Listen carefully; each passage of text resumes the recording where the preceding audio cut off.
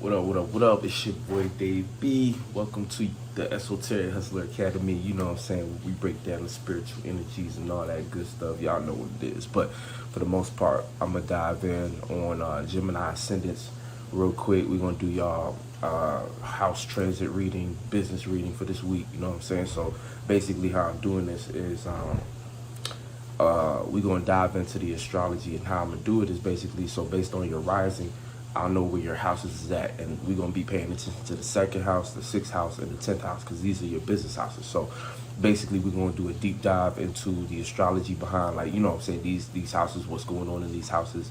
And we're going to look at house lords. And if you don't know what a house lord is, basically what you want to do is, so for instance, you're a Gemini rising, so your first house is in Gemini, right? So what you would do is, let's say you have Mercury in Capricorn, right?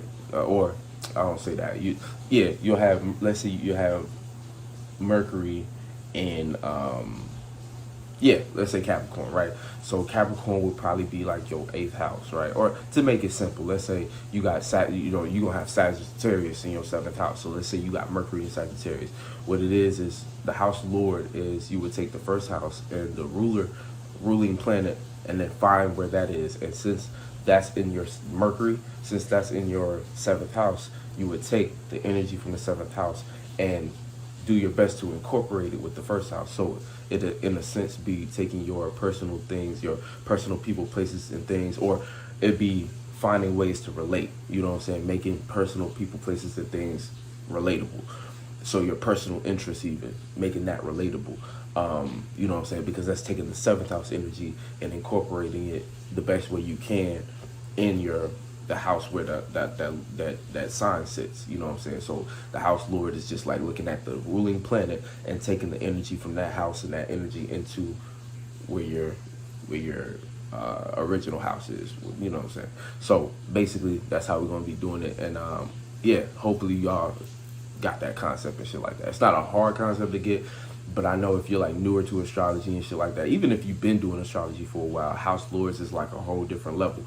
It's a whole different tier of shit, you know what I'm saying? Because that's when it plays out like an enhancement. So you could take your energy and enhance it, you know what I'm saying, rather than like, you know what I'm saying, like planets being in certain places, that just is what it is. But using a house lord, it's always going to be kind of more of a benefit for you, you know what I'm saying. Of course, everything got a positive and negative, but for the most part, it's like the better you can use it, it's like maximizing the energy in that house, you know what I'm saying. Especially like you use this technique, especially when you don't have any planets in the house. That's how you can still harness that energy and utilize it, you know, like a tool, you know what I'm saying, how you're supposed to do it. So for the most part, so with the house transits, we just gonna be looking at the houses and talking about where their house lord is at and if any planets are actually there. So let's get right into it. So off the bat, your second house is gonna be Cancer, your 6th house is gonna be Scorpio, and your 10th house is gonna be Pisces. Now, I also keep in consideration, these might be different based upon the degree of your ascendant. If you're a really late Gemini rising, your ascendant might be you might have something else as for, your ascendant going to be the same, but your second house might be something else, or, your houses might be slightly off. So, you know what I'm saying, what you can kind of do to combat that is, listen for the message. Not everything's going to resonate, of course, but for the most part, in the other rising signs, you can kind of, based upon where your second house is, you can kind of tap into the other rising signs to get a full gist of where your energy is at. So, first off the bat, before I pull cards and shit like that, we just gonna talk about your house. So your second house is most likely Cancer, you know what I'm saying. So basically, right now, Cancer's lord is in the 8th house because the moon is currently in Capricorn. So it's in the 8th house right now. It's transiting the 8th house, about to go into the 9th house and shit like that. But for the most part, with the second house lord in the 8th house. So when it comes to business, remember, this is a business reading. So talking about business, things you're involved in, or, things you're working on, either way, because business could be just your life matters and how you organize that. So for the most part, with the second house lord in the 8th house, this is valuing things behind closed doors. So, value your secrets. Value your secrets right now. Keep things under wrap. As a Gemini rising, I know it's hard to not speak what's on your mind or say too much. But right now it's like with your um, second house lord in the eighth house, incorporating some more of the behind closed doors energy when it comes to the things you value. So if you do got ideas and things of that nature you're trying to initiate and shit like that, or you're trying to plant seeds, the seeds you're trying to plant when it comes to those things, keep those things behind closed doors. And this can become difficult because the eighth house is opposite to the second house, you know what I'm saying? So there could be a little bit of a kind of tug of war match, aka you might feel the need to want to keyword being feel, having Cancer just naturally in your second house, you might feel the need to always well, for the most part, this could actually not be too hard because Cancer in itself is already private. So chances are, you know, for the things you do value, you might talk a lot, but you might actually be a little mindful of the things that you know what I'm saying, you might save certain things that you value for private people, places and things. So, you know, but for the most part, like I said, just with the second house lord in the eighth house, you want to make sure that you know, keeping things kind of more so under wraps. You know what I'm saying, for the most part. When it comes to the things you value. And then of course, okay, so we're gonna go to the sixth house. The sixth house, you got Scorpio there. Now your sixth house lord is in the fifth house. So when it comes to what you need to organize and constructing your life on a routine and pattern is your creativity. The fifth house deals with creativity. So with your sixth house lord in the fifth house, when it comes to your business, finding ways that you can be more entertaining, finding new ways to display and express your content, you know what I'm saying? Not being afraid to express your content right now, you know what I'm saying? So, you know, when it comes to the things that you value, keep these things more so behind closed doors, but where they can come out and show themselves as a routine and pattern could be where your creative space is. So utilizing your creative space, you know what I'm saying, or organizing it in a way in which you can now start to construct things in a more efficient manner. For the most part, you know, with the fifth house, right? And this might be a little difficult because you have in Scorpio there, you know, you might not be want to be expressive with the things you have on routine and pattern, but for the most part, these things could, you know what I'm saying, with the right passion, like being passionate about these things and pushing that passion towards creativity or creative matters, creating a content schedule for yourself, you can start to you can create opportunities naturally, you know what I'm saying, because Scorpio being a water sign sextile in Virgo, and this just being your sixth house is like you can incorporate Scorpio like energies to your sixth house principles. So, you know what I'm saying, it's a sense of where, you know, being deeply passionate about something, you can actually organize that into something that could be really substantial, you know what I'm saying, something substantial for you, you know, something that could help you manifest, you know, manifest different things, you know what I'm saying, because Scorpio is a tough energy, but for the most part, it's one of those energies all the water signs really can manifest at rapid paces in the earth signs, you know what I'm saying, like, you know, Taurus especially, just the moon being exalted there more so, I'll say more so. But for the most part, you know, having that deep sense of passion and being able to organize that is always going to be a benefit for you. But with the Lord in the fifth house, anchor that towards creativity, you know what I'm saying, what you want to express, setting the stage to something. So put something on routine and pattern as far as how you're going to set the stage for some shit, you feel me? And then your 10th house being Pisces, so you got Neptune there. So already off the bat, your when it comes to what you're known for, you're either going to be on the positive end in a space where people acknowledge you as very creative, or you're in yourself feel real creative and kind of be known for your creativity. Or on the other end, you could be known for being in an illusion right now. So or during this time period, because Neptune, of course, you know, these outer planets, they transit for a lot longer, but you know, that's kind of how it is for, you know, Gemini risings for the most part, you know, having Pisces in the 10th house. Now the Pisces lord, your 10th house lord is in the 9th house, so being known for wisdom, you know what I'm saying, you want to make sure that when it comes to what you're broadcasting, because that's really what the 10th house is as well, is what we choose to broadcast, because what we broadcast can ultimately lead to being something that we're known for. So in a sense, it's like what you want to keep in mind is that basically, when it comes to the things that you broadcast, you should be broadcasting things that correlate with actual experiences that you've been through. You know what I'm saying? And, this energy, the ninth house energy, when it comes to the Gemini, being the Gemini rising, it could be a little difficult because, y'all like to kind of get the analytics behind things first. But for the most part, it's like when it comes to your business and career, your experiences is really where, a lot of things is kind of like coming into the fold, utilizing the best way you can kind of broadcast things that you've actually been through.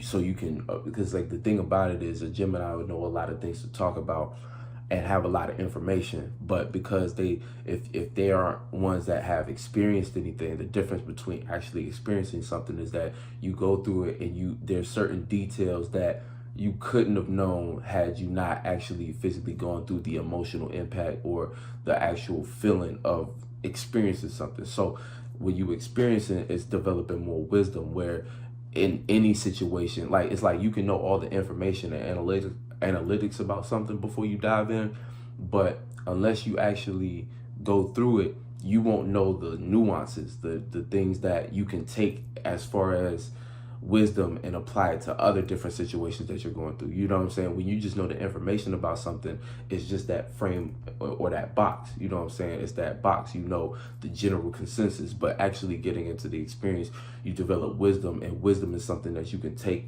from one thing and apply it to many different things, and then develop, that's where like philosophy comes from, where, you know what I'm saying, they could be talking about something that they've never been through, but because they have a certain level of wisdom, they've experienced enough to know what to do and what not to do as far as a frame, you know what I'm saying, as far as a frame of reference, of course. That can go too far, because then you can become a know-it-all and keep yourself from experiences. But for the most part, this is the substance in which your career and business could thrive on. Because like I said, it's not like when the planets are transiting certain signs, these are houses. So it really plays out more so being with house lords, something that you can utilize to enhance what you're going through. This ain't really a reading to look at different things that you're trying, like, you know what I'm saying, like the planets, of course we're talking about the planets, but it's more so about strategies to improve, you feel me? So, that's just a heads up. So now we're gonna pull the cards and shit like that. We're gonna focus on the second house. So I explain how I pull cards and in the other video, in the collective video. But for the most part, how I'm doing it is we're going to start off with your second house. So these are the things you need to be valuing right now, just in general. And then we're going to correlate it to, of course, your actual second house, which is Cancer and shit like that. Yeah. So, okay. Got the first card and shit. Right here, we got the 7 of Earth. So for the most part, the picture right here is like footsteps. So footsteps in the sand. 7 is like a higher message and shit like that. So with the 7 of Earth, basically it's saying that when it comes to what you need to be value your higher message. Value the 7 is also like the 7th house principle. So that's Libra energy, initiating and creating communication. So what your message is, and then the number 7 itself is like if we're talking like kind of how like we're talking about like when we get to numbers like 4 and 7 and 1, right? What they have in common is cardinal energy. You know what I'm saying? Cardinal energy in the sense of initiating something new, and initiating something from a perspective. Like when we look at the different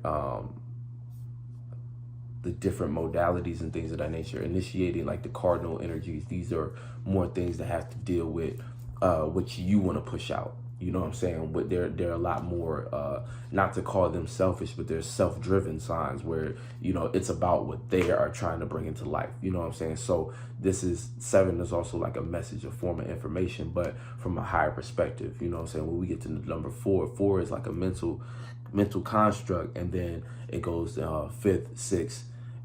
It's like 4 is the oversoul type energy. So when you go from 1, that's the singular, right?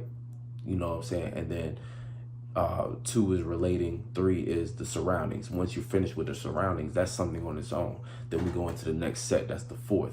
The 4th is being an oversoul, aka being able to look at the 3, looking at a surrounding and situation and applying a mental energy that's a bit higher than the circumstance itself. So this is people who is able to kind of, like what they say, thinking out the box. So the box would be the 3, the surroundings of something, and then the 4 is that one higher up. The 5th is the emotional aspect of it, because if you follow along, it's the masculine energy, the feminine energy, and then the combination. So, you know, the 1 is just 1 by itself, but then it has to relate to something. It doesn't become whole till it hits 3. Then you get above that whole 4, but then now you have the emotional aspect on a higher spectrum. And don't get lost in higher or lower, but, you know, in a higher spectrum, just for lack of better words.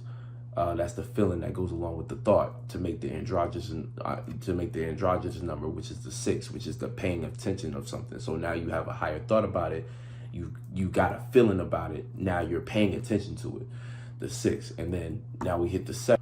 Story's trying to fuck with me. But like I was saying, with the 4 was creating a higher thought about it. You know what I'm saying? And these are like the 7th is like the angel type energy, where now it's like a message from what they want to call, like, not to get lost in the spookism and shit and the altar, you know what I'm saying, how they explain angels and shit like that, but like a higher message, you know what I'm saying. These are like messages from, you know, entities and spirit guides and predecessors that have been through things before you, and hence why it's even, like I said, like the footprints, like, you know what I'm saying, this is footprints in the sand. Footprints in the sand end up being played out as spirits who have done similar things to what you're going through now, based upon what your intention is and your direction as far as your spiritual path. And you know already off the bat, the North Node kind of been in your first house in general. So when it comes to your personal life, a lot of things in your personal your personal people, places, and things have already been putting you on a path to really be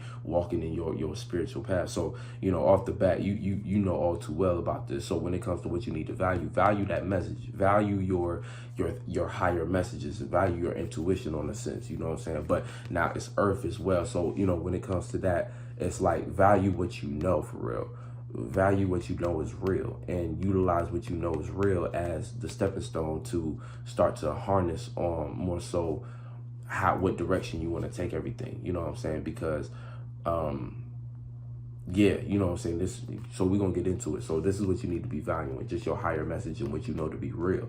And you know, the sense you've been able to make out of that, you know what I'm saying? Because, you know, you gotta have faith into your own message for real. You gotta, you know what I'm saying, you gotta have faith into your own like I've been saying, intuition type shit. So, you know what I'm saying, we're gonna jump into the 6th house. So this is gonna be like what you need to criticize and things of that nature, you know what I'm saying?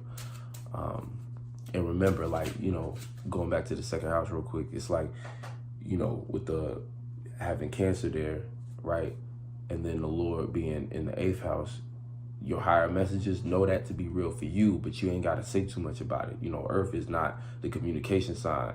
So it's like these are internal things that you can take, but you ain't got to spread that all the time. You can just use that for you. You know what I'm saying? Use that for you more so.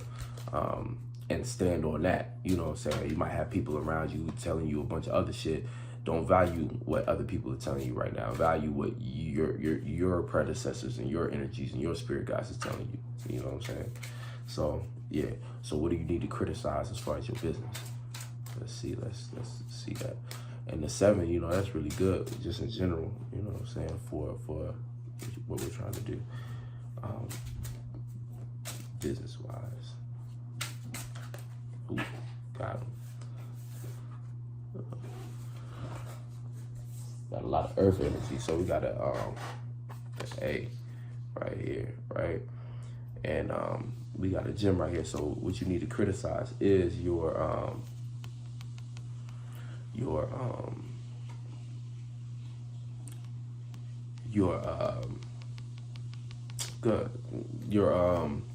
practicality. That's what it is. Your practicality on something. And point A, you know what I'm saying? Point A. So like criticize like basically your starting point. You know what I'm saying? The ace being like the starting point type shit. You know what I'm saying? Like you want to make sure that you value, or you start to organize what your starting point was. Start to organize where, you know, because if you don't know what your initial intention is, you know what I'm saying, then this gets lost in translation. You know what I'm saying? So as you, if you don't know what your starting point was, it don't matter what you develop as far as like your message. It's like, it's always going to be kind of like, because it's not going to have a strong starting point. So this is what you probably need to organize and criticize within yourself, you know what I'm saying, just to get right. So keep that in mind. And so this goes along too with what's already in your second house, having the Lord in the fifth house, because then it's a situation where when it comes to what you're expressing, like I said, if you are expressing things that isn't reflective of your starting point, then you just wasting time, you know what I'm saying? And then you fall into the illusion aspect when we talk about your 10th house. So the 10th house, we about to get into that right now. I'm pulling for that, but the 10th house is going to be what you need to take action on. So off the bat, like I said, trusting your higher message, right? But making sure you have the right starting point. So organizing this so that you don't have to waste time following the wrong footsteps type shit. So let's go ahead and get the 10th. Should pop right out. We got 2 fire, right? So this is what you need to take action on. Expressing more. And what you need to be expressing is this. Well, at the time being, valuing this behind closed doors, and then organizing, making sure you have the right starting point so that from your 10th house aspect, you can actually be creative. You can actually be in a space where you can, you know what I'm saying? You can actually be in a space where what you're expressing is now relatable with that number 2.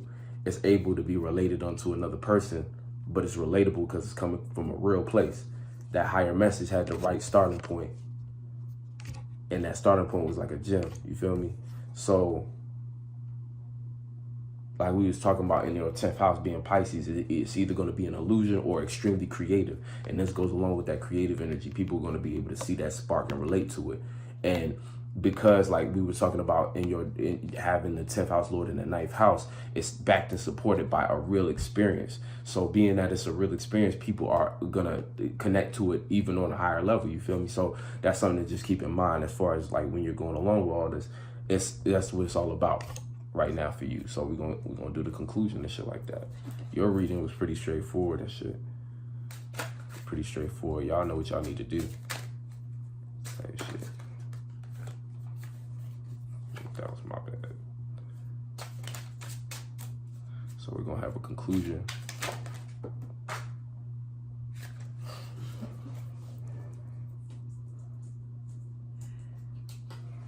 Yeah, so this popped out, right? So this is the yin card. I'm gonna call this the yin card.